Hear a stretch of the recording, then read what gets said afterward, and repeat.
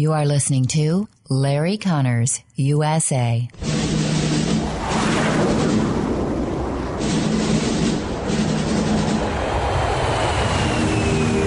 You want answers? I think I'm entitled. You want answers? I want the truth! You can't handle the truth!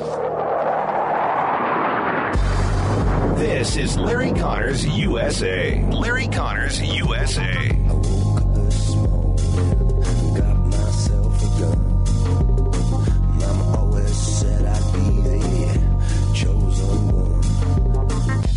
New York tough means New York loving.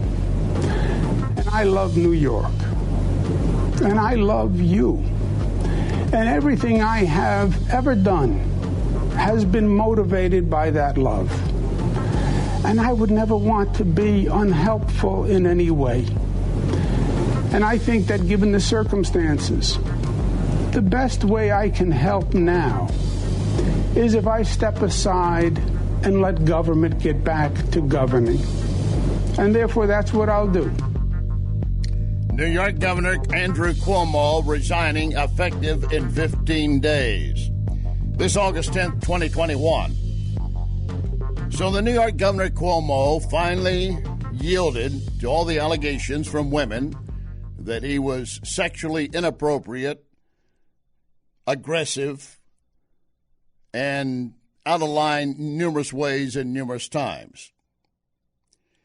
In his speech today that just was delivered less than maybe an hour and a half ago, he acknowledged that he made some mistakes, but says they were clear mistakes. He never intended anything beyond that. And actually, when you listen to some of his explanations, you're thinking, I can see that. I can understand that. Part of it, ironically, he got nailed because of the new woke culture. I'm not talking about just hashtag Me Too.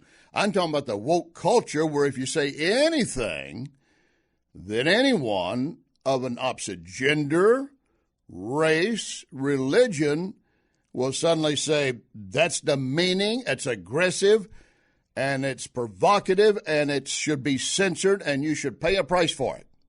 Now, that said, I'm not making an excuse for what he did. And, of course, the allegations of the women, as outlined the other day by the New York Attorney General, which I remind you, she wants to be governor at some point. Now Cuomo's out of the picture. And Mayor Bill de Blasio, who also complained about Cuomo based upon those allegations, he also wants to be governor, and now Cuomo is out of the picture. I'm not going to give him any pass for what he's done, but it is true, something he pointed out, New York politics. He said, we're tough, but we're full of love, and we play hard, and when it comes to politics, that's a fact, Jack, basically. Well, the response, the reaction coming in is pretty varied and pretty much along the line you would expect. And not just party lines, because, as you know, members of the Democrat New York legislature were already considering impeaching him. I think that probably was a bigger push than the allegations made by the Attorney General, in the sense that she had these allegations, and one or two might have bordered on criminal, and it might still have been their word against his word, with very few, if any, witnesses. And two, several of them would be civil. But Governor Cuomo stepping forward and saying, for the love of this city that I love deeply, and to save money that needs to be spent on things like COVID,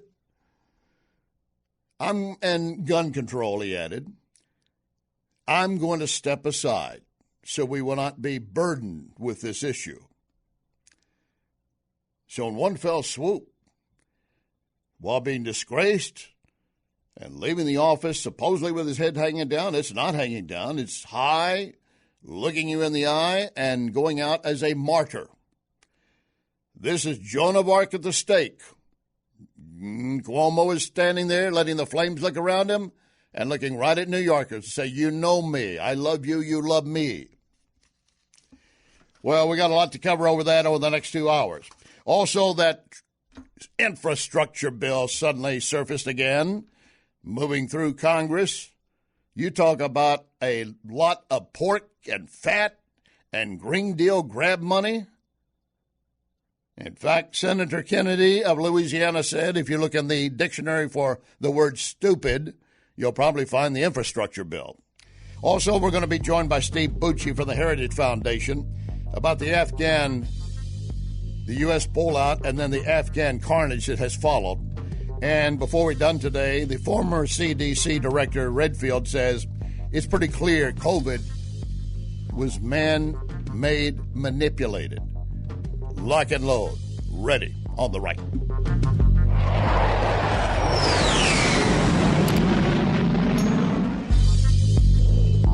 You can hear podcast of this program at Larry Connors USA Facebook. Larry Connors USA Facebook.